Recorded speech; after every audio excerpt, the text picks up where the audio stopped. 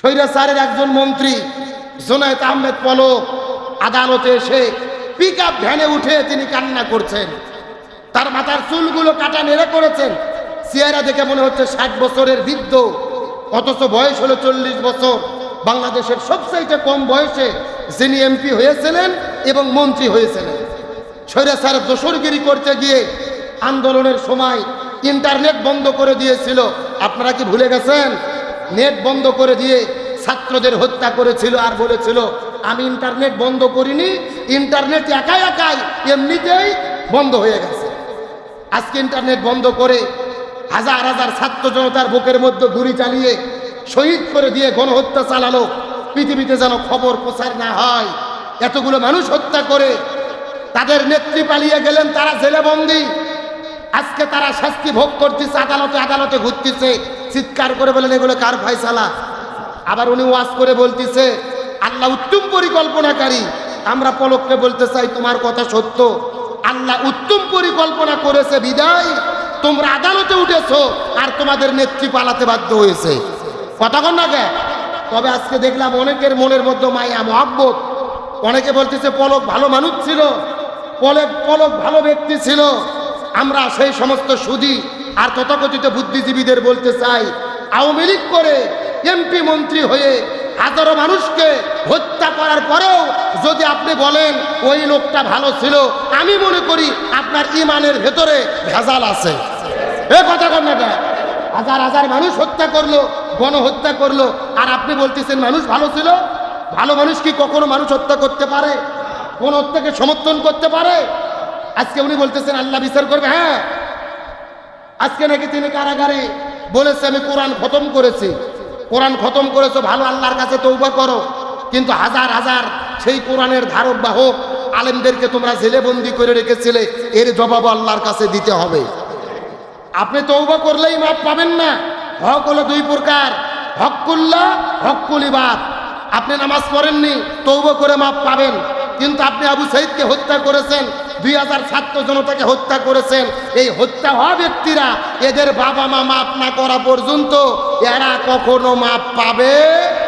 ভালো করে শরীয়তের ফায়সালা বোঝার চেষ্টা করবেন। সুতরাং মায়া কান্না কাঁদিয়েন না। সুবহানাল্লাহ। আমার চাইতে বহু দিক দিয়ে হোসাইনের সম্মান মর্যাদা দাম আল্লাহর কাছে বড়। তার মানে কি বোঝা গেল? হোসাইন রাদিয়াল্লাহু তাআলার সম্মান মর্যাদা কম না বেশি? এই হোসাইনকে পৃথিবী থেকে বিদায় করে দিয়েছে কয়জন ব্যক্তি সরাসরি জড়িত ছিলেন? ভুলে গেছেন নাকি আপনারা? একটু সবাই কথা বলেন। কয়জন? 3 জন। একজন ইয়াজিদ, 2 নম্বর জিয়াদ, 3 নম্বর শিমার। এই 3 জনের শেষ পরিণতি কি হয়েছে? আল্লাহ তাআলা তাদেরকে কিভাবে বিদায় করে দিয়েছিলেন? তাদের বিদায়ের রহস্যটা কি ছিলেন? আল্লাহ তাআলা যুগে যুগে জালেমদেরকে ধ্বংস করে দেয়, মাজলুমদের বিজয়ী করে দেয়। জালেমদেরকে বিদায় করেন কে? এ জালেমদেরকে ধ্বংস করে দেয় কে?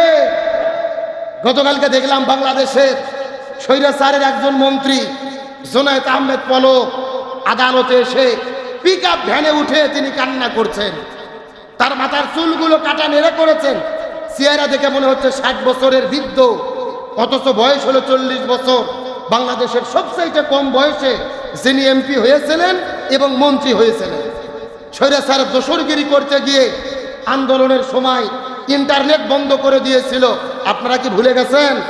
নেট বন্ধ করে দিয়ে ছাত্রদের হত্যা করেছিল আর বলেছিল আমি ইন্টারনেট বন্ধ করিনি, ইন্টারনেট একাই একাই এমনিতেই বন্ধ হয়ে গেছে।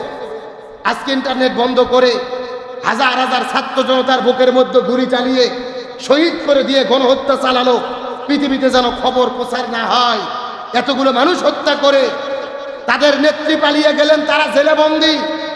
আজকে তারা শাস্তি ভোগ করতেছে, আদালতে আদালতে ঘুরতেছে, চিৎকার করে বলেন এগুলো কার ফয়সালা। আবার উনি ওয়াজ করে বলতেছে আল্লাহ উত্তম পরিকল্পনাকারী। আমরা পলককে বলতে চাই তোমার কথা সত্য, আল্লাহ উত্তম পরিকল্পনা করেছে বিদায় তোমরা আদালতে উঠেছো আর তোমাদের নেত্রী পালাতে বাধ্য হয়েছে। কথা কন না কে? তবে আজকে দেখলাম অনেকের মনের মধ্যে মায়া মহব্বত। অনেকে বলতেছে পলক ভালো মানুষ ছিল, পলক ভালো ব্যক্তি ছিল। আমরা সেই সমস্ত সুধী আর তথাকথিত বুদ্ধিজীবীদের বলতে চাই, আওয়ামী লীগ করে এমপি মন্ত্রী হয়ে হাজারো মানুষকে হত্যা করার পরেও যদি আপনি বলেন ওই লোকটা ভালো ছিল, আমি মনে করি আপনার ইমানের ভেতরে ভেজাল আছে। এ কথা কর না, হাজার হাজার মানুষ হত্যা করলো, গণহত্যা করলো, আর আপনি বলতেছেন মানুষ ভালো ছিল। ভালো মানুষ কি কখনো মানুষ হত্যা করতে পারে? কোন হত্যাকে সমর্থন করতে পারে? আজকে উনি বলতেছেন আল্লাহ বিচার করবে। হ্যাঁ, আজকে নাকি তিনি কারাগারে বলেছে আমি কোরআন খতম করেছি। কোরআন খতম করেছো ভালো, আল্লাহর কাছে তওবা করো, কিন্তু হাজার হাজার সেই কোরআনের ধারক বাহক আলেমদেরকে তোমরা জেলে বন্দি করে রেখেছিলে, এর জবাব আল্লাহর কাছে দিতে হবে। আপনি তওবা করলেই মাপ পাবেন না। হক হলো দুই প্রকার, হক্কুল্লাহ, হক্কুল ইবাদ। আপনি নামাজ পড়েননি, তওবা করে মাপ পাবেন, কিন্তু আপনি আবু সাইদকে হত্যা করেছেন, 2000 ছাত্র জনতাকে হত্যা করেছেন। এই হত্যা ভাবে বিদায় করে দিয়েছিলেন ওই ইরাকের কুফা নগরী কারবালার মাঠে, যেই জায়গার ভেতরে হোসাইন রাদিয়াল্লাহু তাআলাকে শহীদ করে দেওয়া হয়েছিল। ঠিক ওই জায়গার ভেতরে হোসাইনকে বিদায় করে দেওয়ার 6 বছর পরে ওই কারবালার প্রান্তরে, ওই কারবালার মাঠে, একই জায়গার ভেতরে আল্লাহ তাআলা এজিদের বিদায় কেমন ভাবে নিশ্চিত করেছিল। ওই কারবালার মাঠে 6 বছর পরে 10ই মুহররম, তার মানে বোঝা গেল ওই আশুরার দিনেরই ঘটনা। ওই জায়গার ভেতরে ইসলামপন্থীরা সেই সময় যারা শাসন কার্য পরিচালনা করেছিলেন, এজিদকে কারবালার মাঠে ধরে আনার পরে তার দেহ থেকে কাল্লাটাকে আলাদা করে ফেলা হলো। দেহ এক জায়গায় পড়েছিল, তার কাল্লাটা আর এক জায়গায় পড়েছিল। দেহর উপর দিয়ে উট গোড়া দুম্বাগুলো চালিয়ে দেওয়া হলো, আর তার মাথার মধ্যে লাঠিটা ঢোকায়া যেই রকম হোসাইন রাদিয়াল্লাহু তাআলা এর দেহটা ওই দামেস্কে পাঠানো হয়েছিল, তার মাথাটা দামেস্কের মধ্যে পাঠানো হয়েছিল, ঠিক একই রকম ভাবে এজিদের মাথার মধ্যে, মুখের মধ্যে লাঠি ঢুকায়া তার মাথাটা দামেস্কের মধ্যে পাঠিয়ে দেওয়া হলো। তার মানে বোঝা গেল হোসাইন রাদিয়াল্লাহু তাআলা হকের পক্ষে ছিলেন, রাসূলের পক্ষে ছিলেন। এই দুনিয়ায় দিন কায়েমের পক্ষে থাকার কারণে এই দুনিয়ার মধ্য থেকে শহীদ করে বিদায় করে দেওয়া হলো। তারপরে মাত্র 6 বছর পর্যন্ত তার হত্যাকারীরা জমিনের মধ্যে অবশিষ্ট ছিল। 6 বছরের ভেতরে আল্লাহ তাআলা সবাইকে দুনিয়ার মধ্য থেকে লাঞ্ছিত করে বিদায় করে দিলেন। যারা বিদায় করে দিয়েছিল তারা জমিন থেকে বিদায় নিয়ে চলে গেছে। পুরো জমিনের ভেতরে মানুষের কাছে তারা ঘৃণিত হয়ে থাকবেন, মানুষের কাছে তারা অপমানিত হয়ে থাকবেন, কিন্তু দুনিয়ার ভেতরে হোসাইন রাদিয়াল্লাহু তাআলা দিন কায়েমের জন্য, ইসলাম কায়েমের জন্য দুনিয়াতে জীবন দিয়ে দিয়েছিলেন। হোসাইন বিদায় নিয়ে চলে গেল, কিয়ামত পর্যন্ত হোসাইনের সম্মান, ভালোবাসা মানুষের অন্তরে অন্তরে টিকিয়ে রেখেছেন তিনি কে? আরো জোরে বলেন।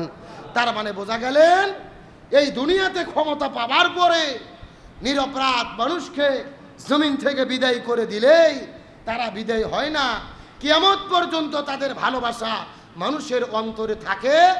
আর যারাই ভালো মানুষদেরকে বিদায় করে দেয়, পরবর্তীতে তাদেরকেও দুনিয়া থেকে লাঞ্ছিত করে বিদায় করে কে?